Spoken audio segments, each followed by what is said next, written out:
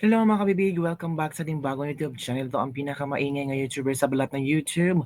Ako si Kabibig, maglebak-lebak kitang with evidence. Ako po naging trending itong statement ni Rodante Marcoleta na walang West Philippine Sea.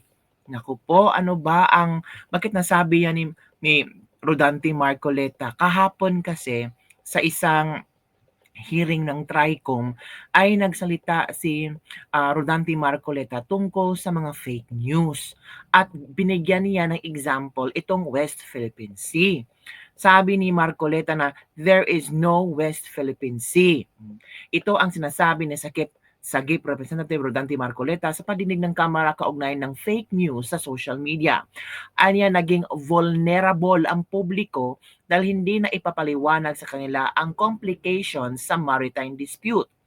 Tumutukoy ang West Philippine Sea sa bahagi ng South China Sea na sakop ng 200 nautical mile Exclusive Economic Zone or EEZ ng Pilipinas.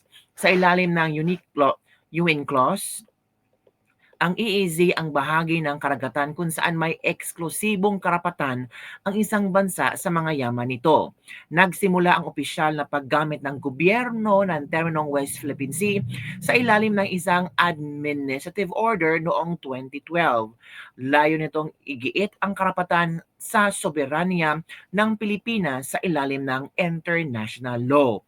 Panoorin natin kung ano ang explanation ni Marcoleta kung bakit nasabi niyang there's no West Philippine Sea or walang West Philippine Sea. Komento pa ng mga ilang netizen, kasuhan niya na ng treason.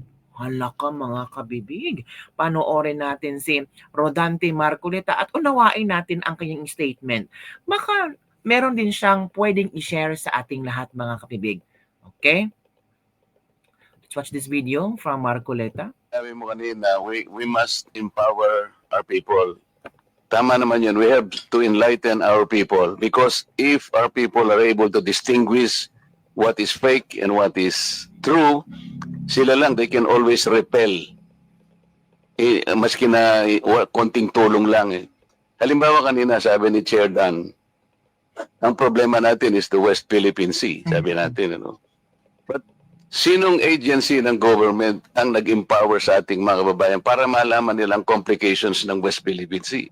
Isipin po natin, sir, there is nothing as West Philippine Sea. Wala po yun. That is a creation by us. Sa totoo lang po, kahit nabasahin mo yung ating mapa or what, there is no West Philippine Sea. Ang West Philippine Sea, yun po yung area na kiniklaim natin, ito yung exclusive economic zone. The complications of the West Philippine Sea has not been explained to our people. Kaya po nagiging vulnerable tayong lahat. Ang sinasabi nila, inoccupied daw ng China ang ating territory. Sir, sa totoo lang po, if CICC and other agencies would cooperate with one another to empower our people, to educate them all, wala pong madideceive kahit ano pang gawin ng China. Kasi alam po na we are all claimants dito po sa panig ng South China Sea. Several of us, Philippines, China, Vietnam, hindi po natin alam ang Vietnam has the most features occupied in the South China Sea. They had 22, China is 14, tayo 8, Malaysia 14, Taiwan 1. Pero po, kaya po nagsimula dito, yung mga tao natin, mga kababayan natin, kahit na pong i-feed mo sa kanya, akala niya yung totoo because we were unable to educate them. We have not enlightened them as to the complications of the South China Sea. What is the South China Sea? Di ba? So, doon po tayo magsimula. Ngayon, magdi-discuss tayo. We will repel this. Mahirapan din po eh. So nagiging biktima po lahat ang kababayan natin. Kahit na po dito sa ating kapulungan ngayon, hindi pa nila alam kung ano-ano po ba inoccupy ng China. Hindi po territory ang issue in the South China Sea. Ang issue dito is our maritime rights. The maritime rights designated by our exclusive economic zone. These are not territories under public international law. So kailangan po tayong mag-educate. Tama po kayo sa premise nyo kanina, but until and unless you are able to educate our people on the complex issues surrounding the South China Sea, pare-pareho tayo pong mabibiktima. So yun muna, Mr. Chair. Maraming salamat, Congressman. I agree with you. But with all due respect, the policy of the government about the West Philippine Sea must be followed by all of us. Because people governing this country is elected by the people. And having a policy like what was delivered by the Coast Guard of this country, we have to adhere with that. Okay. So yun mga kabibig, nag-react naman ang Coast Guard. Oo, si Tariela yata ang nag-react mga kabibig at sinabi ni Tariela, Commodore J. Tariela, hearing someone claim that the West Philippine Sea is merely a fabrication of the Philippine government is a disservice and an embarrassment to the entire party, the organization they belong to, and even their own family. Yan ang sabi ni J. Tariela na nakakahiya. Oo, nakakahiya yung parang isang malaking kahihiyan ang parang sinabi ni Rodante Marcoleta mga kabibig. At meron akong nabasang komento dito. Sabi ni Edwin Hamora, so does the West Philippine Sea really exist? Politically, yes. Benigno Aquino created West Philippine Sea via Admin Order number 29. It applies to Luzon Sea, water west of Luzon, Kalayaan Island Group, the Spratlys, Bajo de Masinloc, Scarborough Shoal. Geographically, no. So it's between politics and geographic. Politically, yes, kasi ito ay admin order ni Ninoy Benigno Aquino, pero geographically, hindi. The term West Philippine Sea is not recognized as an official geographical term outside of the Philippines. The international community and global maps still refer to an area as part of the South China Sea. If you ask me, the professor is wrong and Attorney Marcoleta is correct. I know I'm right because I heard this from the foreign relation experts. Nag-react naman si Sas Rogando Sasot. Sabi ni Sas Rogando Sasot, Rodante Marcoleta is 100% correct. West Philippine Sea is a fabrication, an invention of the Aquino administration. In fact, the name of the tribunal against China that we paid for is not West Philippine Sea Arbitration Tribunal, but South China Sea Arbitration Tribunal. Oh. Second, a lot of people are ignorant about how seas are named and renamed in international law. The United Nations Conferences on the Standardization of Geographical Names have passed several resolutions on standardizing names of geographical features such as seas. If states different names, it is recommended that geographical names authorities of the nations concerned attempt to reach agreement on these conflicting names or applications. The International Hydrographic Organization names and chart seas, there is no West Philippine Sea in the official names and charts of seas in the world. It is only South China Sea. Now prove me wrong. I am willing to change my mind in the face of better evidence. Yan ang komento ni Sas Rogando Sasot tungkol sa walang West Philippine Sea. Tapos ito naman ang mga komento ng ating mga netizen, mga kabibig ha. Basahin natin ha. West Philippine Sea is only recognized here locally, but in international stage, there is no such thing as South China Sea. Nothing but South China Sea. Similar to what Trump's administration renaming Gulf of Mexico to Gulf of America. Still, the rest of the world calls the body of the water as Gulf of Mexico. May nabasa ako before na may mga pakana ng pangalan na yan ay miyembro ng isang grupo na kasama din yung isang bidang-bidang senadora na gustong gawing role model ng kabataan si Jim from Tom Beriguer. Sabi ni Gerald C., I tried to point this out at another social media platform. I got replies from a bunch of pseudo nationalists saying CCP propagandist, makapili or uwi ka na sa China. Yan talaga. From Jean Lucina.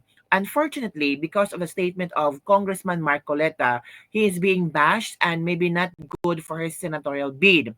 It may cause minus votes for him due to people's ignorance regarding West Philippine Sea, South China Sea issue. Pero kung pakinggan mo si Marcoleta, no, parang yung mga sinasabi niya may punto naman, 'di ba? May punto, may point si Rodante Marcoleta kasi binibase niya sa nalalaman niya at kung ano ang tama. Okay. In September 2012, the Philippine government announced that it would start using name to refers to waters west of the Philippines as West Philippine Sea in government map and other forms of communication and documents from Mandin Relador Norberto Jr. Agree here, from elementary years back in 90s to up to college years, there was no West Philippine Sea. It's always the South China Sea.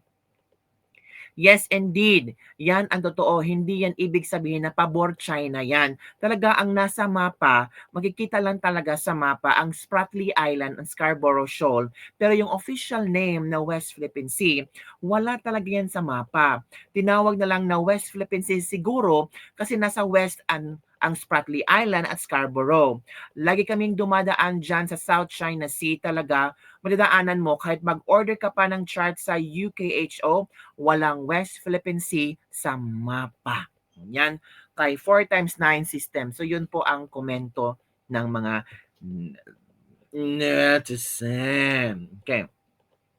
Ito naman ang sabi ng ilan tungkol kay Marcoleta. Tapos iboboto niyo si Marcoleta, yan ang literal na walang pagmamahal sa sariling bansa. Dapat diyan tratuhing traidor at kalaban ng estado. Yan ang sabi ha. No to pro-China candidate Marcoleta. Bakit naging pro-China? Ang gulo naman ng taong ito. It doesn't mean na si Marcoleta explaining the South China Sea at kung ano ang West Philippine Sea, pro-China na siya. Kalarki naman ng mga taong ito. Ay, di ba? The West Philippine Sea is not even the same thing as South China Sea. The West Philippine Sea, only the portion of the SCS that belongs to the Philippines. Unlike the CCP, we do not claim the entire region. Yes, we created the concept of West Philippine Sea through Section 2 of RA number 12064 or the Philippine Maritime Zone Act. But that was out of necessity to uphold our sovereign rights. Rodante Marcoleta is not only a traitor but is also an ignoramus, a politician who is uneducated in the foreign policy of his own state. From Lester John Diana Boytizon. Yan ang sabi niya na ignoramo si Marcoleta tapos uneducated sa foreign policy. Huwag naman nating husgahan si Marcoleta about uneducated siya or ignoramos. Yan lang po ang nalalaman niya. Yan lang po ang gusto niyang i-brought up para hindi tayo magkagulo, hindi tayo mag-away-away tungkol sa sovereignty natin, tungkol sa portion natin sa South China Sea, di ba? So, kung we try to be open-minded at i-analyze natin ang statement ni Marcoleta at yung nalalaman natin, pwede naman tayong magkaisa lahat, di ba? Ito, bulag na sa pananampalataya pati sa aral ng kasaysayan. From Homer A. Tabucansa. Ako po, ano pa naman yan? Kung Marcoleta's statement is correct, tayo lang ang gumawa ng West Philippine Sea at hindi pa yan kinikilala sa UNCLOS that is under EEZ of our country. So bakit may magtalo pa? Ang China hinaharas tayo kasi wala tayong laban. Ipinabayaan pa natin na magtayo sila ng artificial island during Aquino admin. Yun ang sabi ng ilang netizen. Ito pa sabi, technically he is correct. The West Philippine Sea is not internationally recognized enough to appear on maps or to be referenced in navigation charts. It was only named by the Philippine government as West Philippine Sea in 2011 by the Act of Legislation, but has not gathered enough support to be included in global or regional maps. Does it mean we don't have rights to it? No. It covers our entire EEZ. And although China or any other nation can freely pass through it, the Philippines has exclusive economic development rights to it and should have the power to arrest foreign vessels attempting to exploit the natural resources in the sea. It is part of our territory. Do we have sovereignty over it? No, we do not. We have sovereign rights to exploit its resources, but it's not part of our territory. According to NOAA, only the territorial sea, which is 12 nanometer away from the nearest coast, is part of our territory. Therefore, while we have sovereign rights to the EEZ, we do not have sovereignty. Yan ang sabi ni Andre Mata. So ano ang iyong komento tungkol dito mga kabibig na parang ang tawag dito, may mga punto din ang mga ilan, may mga views din sila na gusto nilang tawag dito, idepensa din. At meron ding nagdepensa kay Marcoleta. Nako, kailangan talaga ng masusing pag-uulat, masusing dissemination of correct information tungkol sa West Philippine Sea para huwag man tayo maging tanga at alam natin kung ano ang West Philippine Sea, ano ang sovereignty ng ating bansa, ano ang EEZ, bakit South China Sea pa rin nasa mapa. So, dapat talaga nating aralin ito para hindi naman tayo mahiya, at magmukhang bobo. Yun lang po mga kabibig ang ating Ladies and Lebig for today. Don't forget to like, subscribe, and share this video. Bye everyone! See you next time.